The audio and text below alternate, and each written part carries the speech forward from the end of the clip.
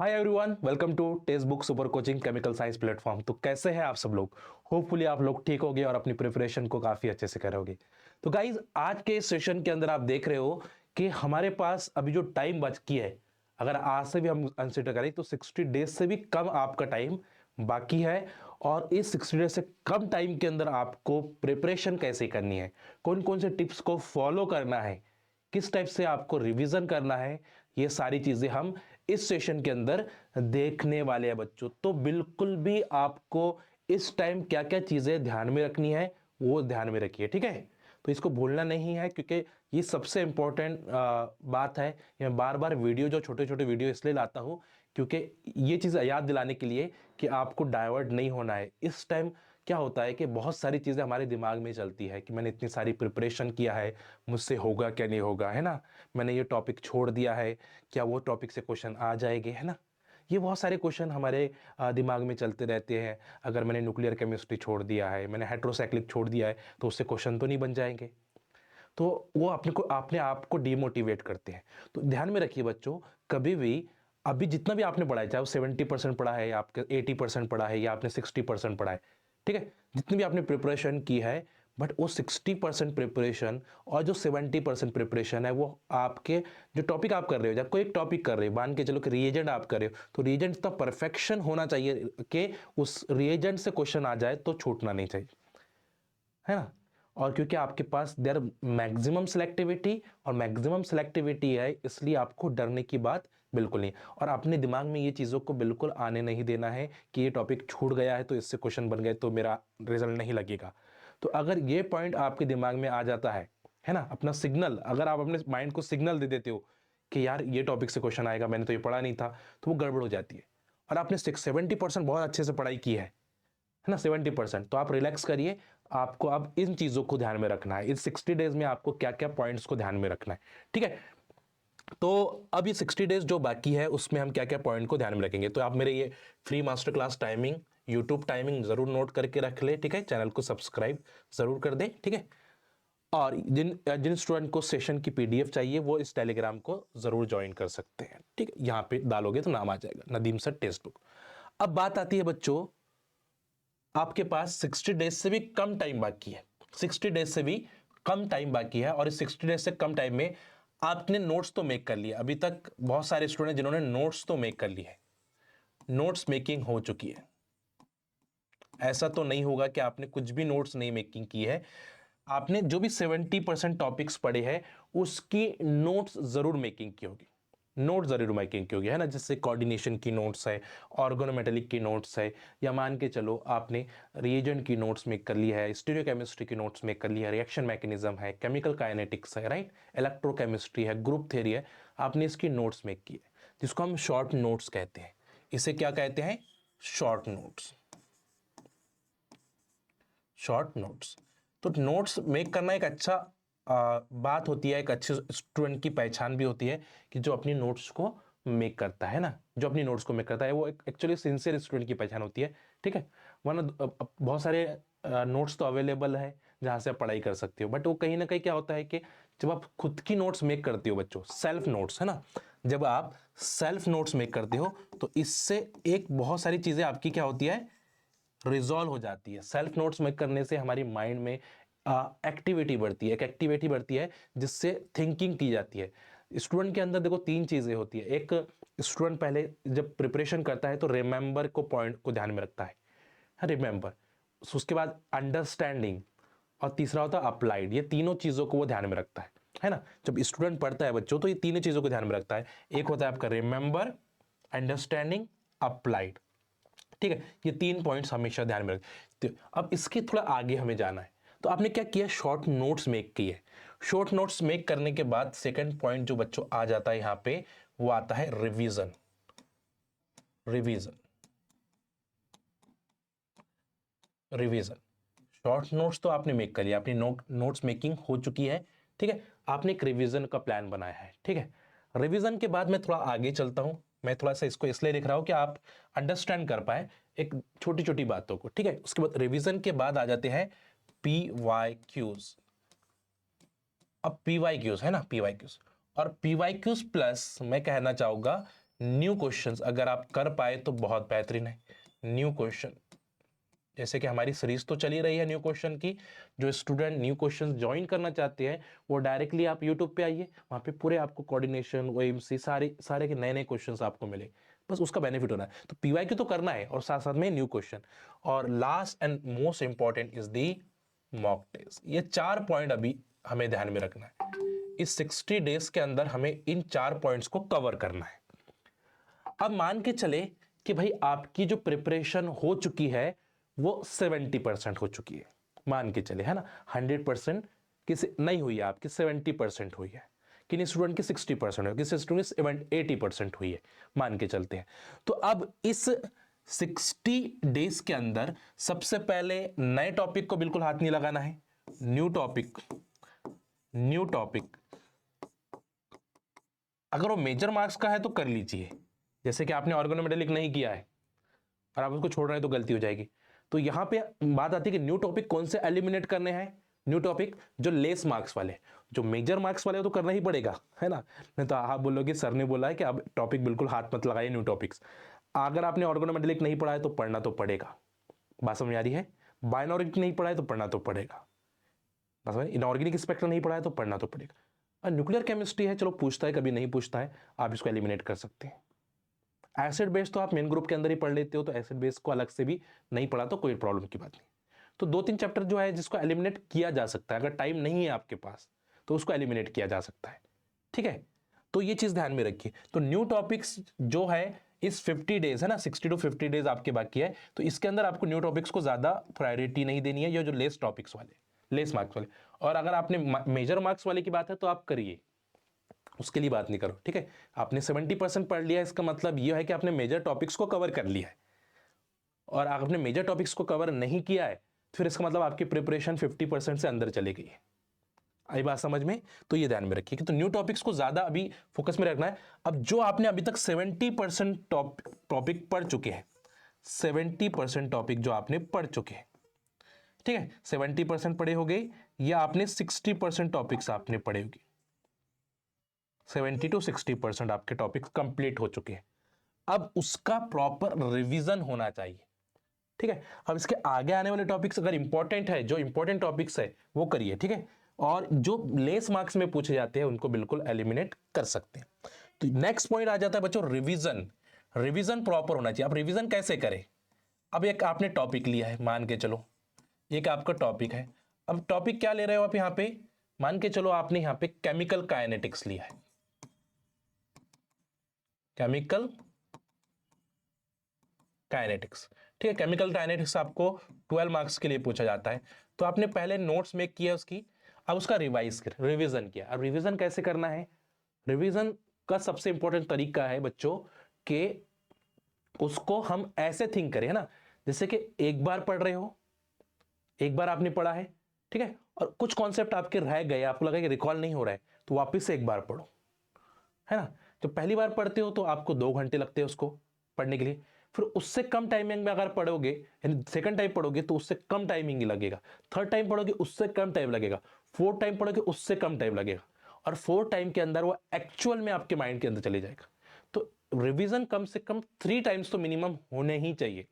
Revision, notes making तो हम सिर्फ अंडरस्टैंडिंग के लिए हिसाब से करते हैं, रिवीजन हम अप्लाइड के हिसाब से करते हैं। यहां पे हम ये सोच के करते हैं कि ये कॉन्सेप्ट आएगा तो इसे कैसे अप्लाई करना है, ठीक है। तो रिवीजन कम से कम 3 टाइम्स होने चाहिए। तो ये कम से कम ध्यान में रखिए, कोई भी टॉपिक्स को 3 टाइम्स रिवीजन जरूरी है। 3 टाइम्स, आपने सिर्फ एक ही बार रिवीजन किया तो गड़बड़ की बात हो सकती है। तो मिनिमम हर टॉपिक्स 3 टाइम। इसलिए मैंने बोला कि ज्यादा न्यू टॉपिक्स को क्यों आपको हाथ में लगाना है, कि जो टॉपिक्स आपने अभी इतनी मेहनत की है, इतने 4-5 महीने आपने पढ़ा है, ठीक है, और आप न्यू टॉपिक की तरफ जाओगे और जो ओल्ड टॉपिक जो आपके मेजर मार्क्स वाले हैं, जो आपने जो मेहनत करी है, जो टाइम दिया, ज्यादा भी टाइम दिया है, नोट्स मेकिंग भी किया है, और उस पर अगर आपने वर्क काम नहीं किया, तो वहां से क्वेश्चन गलत होने के चांसेस ज्यादा बढ़ जाते हैं। इसलिए आप जो भी 70% आपने किया है, नोट्स मेकिंग किया, बनाई है, उस पर आपको ज्यादा से ज्यादा फोकस करना है, यानी कम से कम 3 टाइम्स आपको रिवीजन करना है। कि अगर आप कोऑर्डिनेशन केमिस्ट्री आपने पढ़ा है, मान के चलो कोऑर्डिनेशन केमिस्ट्री, कोऑर्डिनेशन केमिस्ट्री। तो कोऑर्डिनेशन केमिस्ट्री आपको कितने मार्क्स के लिए पूछी जाती है? 28 से 32 मार्क्स के लिए पूछी जाती है। तो इसको मिनिमम कितने टाइम्स रिवाइज करोगे? मिनिमम 3 टाइम्स आपको रिवाइज करना है, क्योंकि इतने मेजर मार्क्स के लिए पूछे जा रहे हैं, मेजर मार्क्स के लिए पूछे जा रहे हैं। तो आपको ऐसा नहीं किया इसको छोड़ देना है ना। 3 टाइम्स आपका होना ही चाहिए। एवरी चैप्टर जो आपने अभी तक पढ़ चुके हैं उसका रिवीजन 3 टाइम्स होना ही चाहिए, क्योंकि 3 टाइम्स जब आएगा तो आपके माइंड के अंदर वो एकदम फिट हो गया है, फिट हो चुका है। क्योंकि जब फर्स्ट टाइम पढ़ोगे तो उस चीज को आपको थोड़ा टाइम ज्यादा लग सकता है, सेकंड टाइम में उससे हाफ टाइम लगा, थर्ड टाइम में उससे और कम टाइम लग जाएगा। जो चीज आपने 10 दिन में पढ़ी थी वो 5 दिन में रिवीजन, यानी मान के चलो, और जो फिर थर्ड टाइम जब पढ़ोगे तो वो 1 दिन 2 दिन के अंदर ही रिवीजन हो जाएगा, जो बड़ा चैप्टर है। बात समझ में आ रही है? तो ये चीज को आप ध्यान में रखिए कि जो आपने प्रीवियस पढ़ा है, मैं बार बार ये क्यों कह रहा हूं कि बहुत ज्यादा इंपॉर्टेंट है, इस चीज को आपको ध्यान में रखना है। तो उसको कम से कम 3 टाइम्स रिवाइज करना ही है। आगे जाते हैं PYQs। 2011 से 2011 टू 2023 इसमें जो भी PYQs है, प्रीवियस ईयर क्वेश्चंस, ध्यान में रखिए। मैं आपको कह सकता हूं 60 to 70 प्लस, यानी परसेंट के हाथ बता रहा हूं कि 60% क्वेश्चन आपके पेपर में ऐसे होते हैं, 60 प्लस बोल रहा हूं मैं, और 60% से तो JRF हो जाता है आपका। तो उससे ज्यादा क्वेश्चन ऐसे होते हैं जो PYQ से ही मॉडिफाइड करके बनाए गए हैं। बात समझ में आ रही है? 60 प्लस क्वेश्चंस आपके ऐसे होते हैं जो आपके PYQ से ही मॉडिफाइड करके, और कुछ परसेंट क्वेश्चन ऐसे होते हैं जो न्यू आ जाएंगे तो आ जाएंगे। न्यू भी होती है कि जो आपने पढ़ा है, ऐसे नहीं कि कुछ सिलेबस के बाहर आ गया। इसलिए PYQ is the first priority. उसके बाद PYQ को कैसे सॉल्व करें? अब जैसे कि आज हम बात करें कि अक्टूबर चल रहा है ना, लास्ट वीक ऑफ अक्टूबर है हमारा। तो आपको क्या करना है, एक टारगेट देना है अपने आपको कि पहले मैं टॉपिक वाइज करूंगा,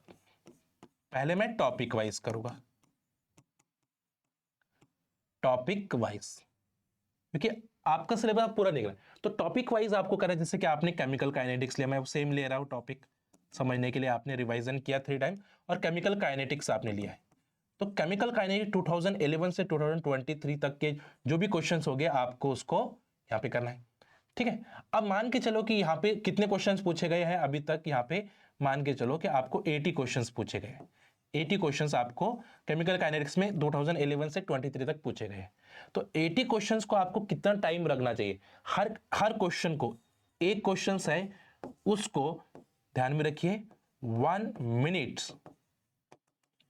30 सेकेंड, इससे ज्यादा टाइम नहीं, जिसको हम बोलते हैं 90 सेकेंड से ज्यादा टाइम नहीं लगना चाहिए। ये आपका टारगेट होना चाहिए कि चाहे आप टॉपिक वाइज ही क्यों ना सॉल्व कर रहे हो, आपको यहां पे टाइम मैनेजमेंट वाला फैक्टर अप्लाई करते रहना है, ठीक है? बात समझ में आ रही है बच्चों? ठीक है, तो ये ध्यान में रखिए। कोऑर्डिनेशन कर रहे हो, फिर कोऑर्डिनेशन का वही टाइम है, तो मैक्स टू मैक्स 2 मिनट्स और मिनिमम ऑफ 1 मिनट, है ना। 1 मिनट आपको देना ही हर क्वेश्चन को। इतनी भी गड़बड़ नहीं करनी है कि बस पढ़ लिया क्वेश्चन और आंसर लगा दिया। 1 मिनट दो, मैक्सिमम 2 मिनट्स दो, मिनिमम 1 मिनट मैक्सिमम, क्योंकि क्वेश्चन को आपको प्रॉपर पढ़ना पड़ेगा। सिली मिस्टेक्स बहुत होती है, और सिली मिस्टेक्स हमेशा कहां पे होती है? जो आपको पता है। जो आपको नहीं पता है उसमें सिली मिस्टेक्स होने के चांसेस ही नहीं होते। तो जो क्वेश्चंस आपको पता है, जो कॉन्सेप्ट आपको पता है, उसमें भी सिली मिस्टेक्स होती है। तो मिनिमम 1 मिनट तो देना ही देना है आपको एक क्वेश्चन को, और मैक्सिमम 2 मिनट्स देना है।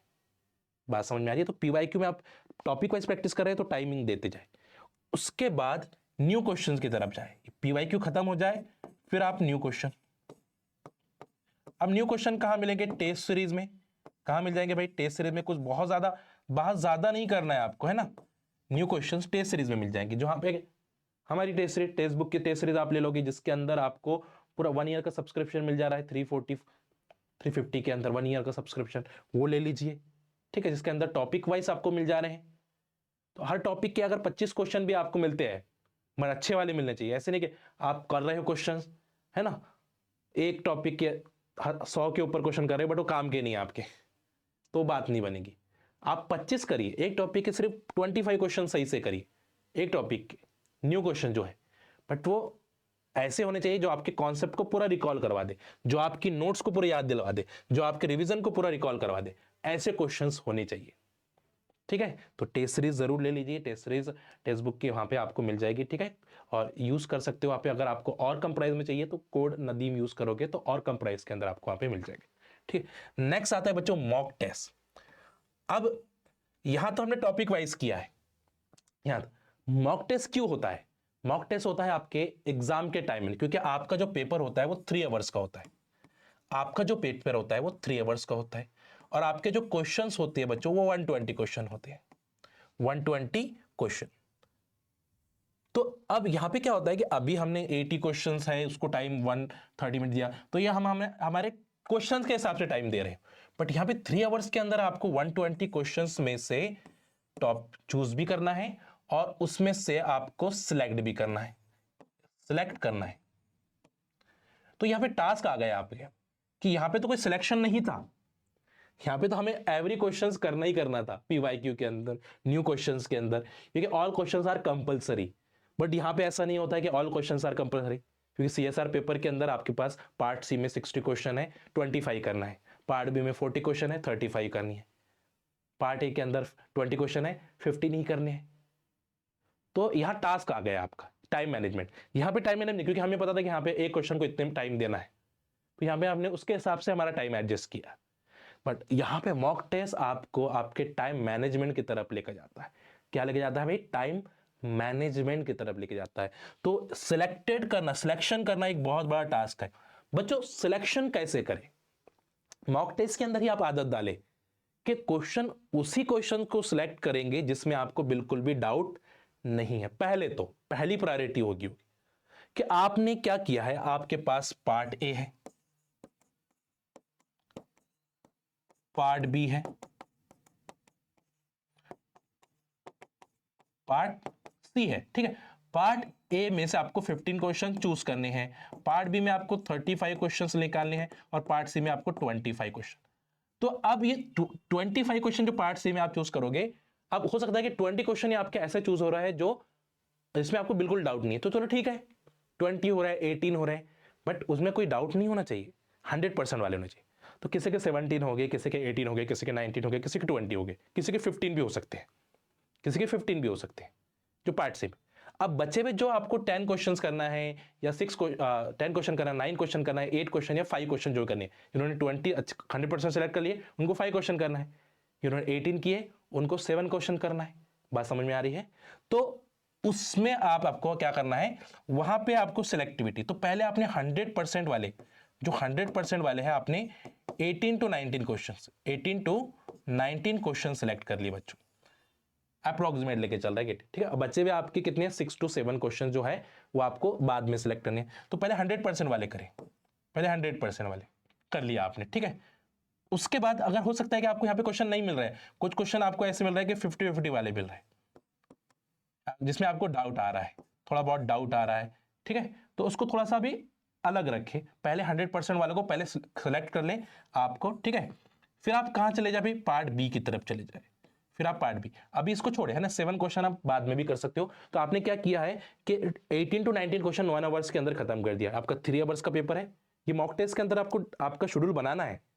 मॉक टेस्ट की बात कर रहा हूं, और यही चीज आपको फाइनल एग्जामिनेशन में करनी है। फिर तो मॉक टेस्ट के अंदर क्या करिए, पहले आप पार्ट सी में जाइए, और 18 to 19 क्वेश्चन्स आप क्या करिएगा, 18 to 19 क्वेश्चन 1 आवर्स के अंदर ट्राई करिएगा कि 1 आवर्स के अंदर हो जाए मेरे 4 मार्क्स वाले।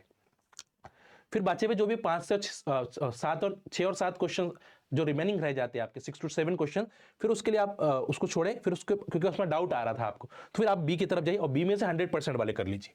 बी में से 100, मान के चलिए कि 35 में से आपके यहाँ पे 18 या 17 क्वेश्चन आ रहे हैं, तो यहाँ पे आपने 18 और 17 क्वेश्चन जो 100% वाले कर लिए। बात समझ में आ रही है? फिर यहाँ पे आपको उसके बाद वाले नहीं मिल रहे, आपको मान के चलो उसके बाद नहीं मिल रहा है, तो फिर आप वापस से शिफ्ट करिए कहाँ पे, सी के अंदर। फिर आपको आगे करना है, इसको बढ़ाना है, फिर ए में शिफ्ट नहीं करना है बाद में, डायरेक्ट ए में लास्ट में जाना है। तो आपने 18 to 19 क्वेश्चन यहाँ पे क्या किया है, 1 आवर्स आपने दिया है पहले, 1 आवर्स आपने दिया है सी को, 1 आवर्स आपने दिया है बच्चों बी को पहले। ठीक है, चलिए हम ज्यादा टाइम नहीं थे, 1 आवर्स से अंदर आपका बी हो जाएगा, फिर भी हम टारगेट कर रहे हैं कि 1 आवर्स आपकी बात कर रहे हैं, 1 आवर्स। ठीक है, फिर 1 आवर्स ये है कि हो सकता है कि यहाँ पे टाइम लग जाए आपको। 1 आवर्स आपने सी को दिया है, 1 आवर्स आप ऐसा कर सकते हो कि 1 आवर्स थोड़ा 10 मिनट्स इसको दे सकते हो और इसको फिर 50 मिनट्स दे सकते हो, ऐसा भी कर सकते हो। बट ये दोनों चीजें जो मैं बता रहा हूँ ये 2 घंटे के अंदर होनी चाहिए। ये दोनों चीजें मैं बता रहा हूँ ये 2 घंटे के अंदर होनी चाहिए।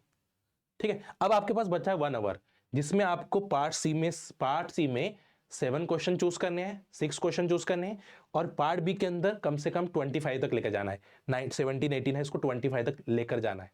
तो यहां पे भी हमारे को 6 7 क्वेश्चन चूज करने हैं, यहां पे भी 7 क्वेश्चन, यहां पे यानी 14 क्वेश्चन हमें अब चूज करने हैं। पहले तो हमने 100% वाली की जिसमें हमको बिल्कुल डाउट नहीं था, तो वो किया है। डाउट वाले पहले नहीं करना है कभी भी, ध्यान में रखिए, उससे डिमोटिवेशन आ जाएगा।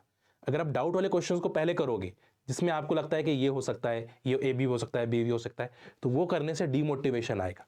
तो पहले उन्हीं क्वेश्चंस को प्रॉपर सेलेक्ट करें जो जिसमें आपको डाउट नहीं है, बिल्कुल भी डाउट नहीं है।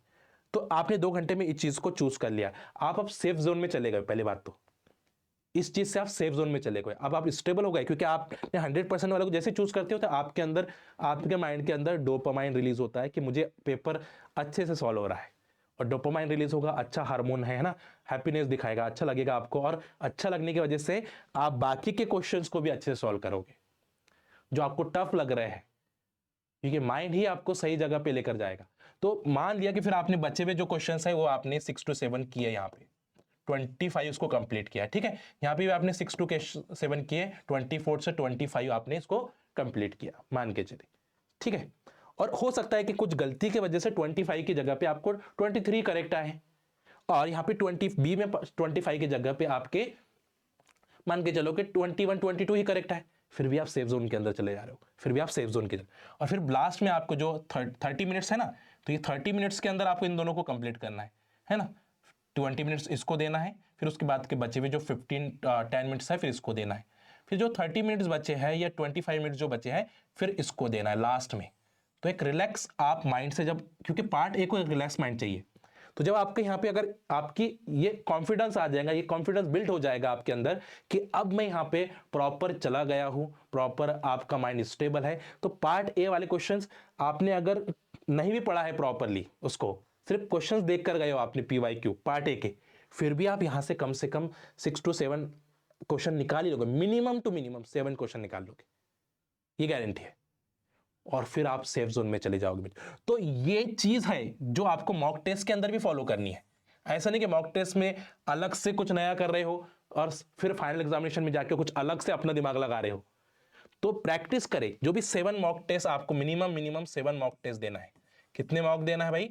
7 मॉक देना, और 7 मॉक में आपको यह शेड्यूल फॉलो करना है, पार्ट सी पहले, उसके बाद पार्ट बी, फिर उसको कंप्लीट करना है, फिर पार्ट ए की तरफ जाना। ये शेड्यूल आपका होना चाहिए, ये शेड्यूल आपका फॉलो होना चाहिए। समझ में आ रहा है? तो ये होपफुली मैंने बहुत एक्सपीरियंस के साथ आपको बताया है, ये चीजें मैं बहुत एक्सपीरियंस के साथ बता रहा हूं और आपको ये बहुत ज्यादा हेल्प करेंगे। ठीक है, तो मैंने क्या क्या बताया भाई? रिवीजन प्रॉपर होना चाहिए, रिवीजन प्रॉपर होना चाहिए, ठीक है, PYQ सॉल्व होनी चाहिए, मॉक टेस्ट, ठीक है, और focus on important topics, focus on important topics. तो ये 4 टिप्स के बारे में हमने अभी डिस्कस किया है। ठीक है, चलिए, होपफुली आपको मजा आया होगा और समझ में आएगा। और सबसे इंपॉर्टेंट पॉइंट है बच्चों कि पॉजिटिविटी अंदर रखनी चाहिए आपके, है ना। अगर आपने कितना भी पढ़ाई किया, 100% भी पढ़ाई कर लिया, 100% चैप्टर कंप्लीट कर लिया, और आपके अंदर कोई पॉजिटिविटी नहीं है, तो फिर आप कहीं ना कहीं ठोकर खा सकते हैं। तो इस चीज को बहुत अच्छे से ध्यान में रखिए कि हमें पॉजिटिव रहना है, स्टे पॉजिटिव। एग्जामिनेशन के टाइम पॉजिटिविटी बहुत बड़ा फैक्टर होता है। मैं हर लेक्चर के अंदर यही चीज आपको बताता हूं, बट बताता हूं इसलिए हो कि कोई भी चीज को बार बार बोलने से वो चीज आप अप्लाई करोगे, एक बार बोलने से नहीं अप्लाई करोगे। तो जब रिवीजन को 3 टाइम्स लग सकते हैं, तो आपने, मैं पॉजिटिविटी लाने के लिए मैं आपको रोज लेक्चर लूंगा, चाहे 60 के 60 दिन मैं आपको ये स्लाइड दिखाओ पॉजिटिविटी वाली। मैं चाहूंगा कि आप पॉजिटिव रहो, क्योंकि इससे आपका जो 50-50 वाला जो क्वेश्चन मैंने बताया ना, वो इसकी वजह से बढ़ेंगे, पॉजिटिविटी की वजह से। उसमें कि जो क्वेश्चन सबसे ज्यादा राइट आएंगे वो इसमें इसकी वजह से आएंगे। तो इसको जरूर ध्यान में रखें, ठीक है। और जो स्टूडेंट JRF बूस्टर कोर्स में एनरोल करना चाहते हैं, यानी कम टाइम के अंदर रिवीजन करना चाहते हैं, तो उनके लिए ये कोर्स भी है। रिकॉर्डिंग प्लस लाइव, 100+ लाइव यहाँ पे मिल रहे हैं, 650 रिकॉर्डिंग मिल रही है, PDFs मिल रही है, टेस्ट सीरीज मिल रही है, ये सारी चीजें है ना। PYQ उसके सॉल्यूशन भी मिल रहे हैं, PYQ, और ये सब आपके जो जो चीज़ें मैंने आपको बताई है उस फॉर्म के अंदर मिल रहे हैं, जो पी वाई की टॉपिक वाइज मिल जा रहे हैं वहाँ पे आपको, है ना। तो ये ज़्यादा हेल्प मिल जाएगी। तो जेआरएफ बूस्टर कोर्स जो है आपका, इसमें इनरोल कर सकते हो आप, ठीक है। और कोड आपको यूज कर सकते हो नदीम, जिससे आपको कम प्राइस के अंदर या लेस प्राइस के अंदर ये कोर्स मिल जाएगा, ठीक है, नदीम। चलिए, तो होपफुली आज का सेशन आप सभी स्टूडेंट के लिए हेल्पफुल रहा होगा। तो लाइक जरूर करें, शेयर जरूर करें अपने दोस्तों के साथ, जूनियर के साथ, क्योंकि ये जो मेथड मैंने आपको बताया ये बहुत सोच समझ के मेथड आपको बताया, ठीक है। चलिए, तो होपफुली आज का सेशन आप सभी स्टूडेंट के लिए बहुत हेल्पफुल रहा होगा और मैं उम्मीद करता हूँ, और मुझे ये लग रहा है जैसे कि आप यूट्यूब सेशन पे आते हो और आंसर करते हो, तो मुझे ऐसा लगता है कि पॉजिटिविटी मेरे अंदर भी आती है कि आपका जगह लग जाएगा। तो जब एक टीचर के अंदर एक पॉजिटिविटी आती है, इसका मतलब कि स्टूडेंट के अंदर भी पॉजिटिविटी है और आप आराम से इसको क्वालिफाइड कर सकते हो। बट देखो, आपने जितना भी पढ़ा है आप इसको सही डायरेक्शन में बस चलिए।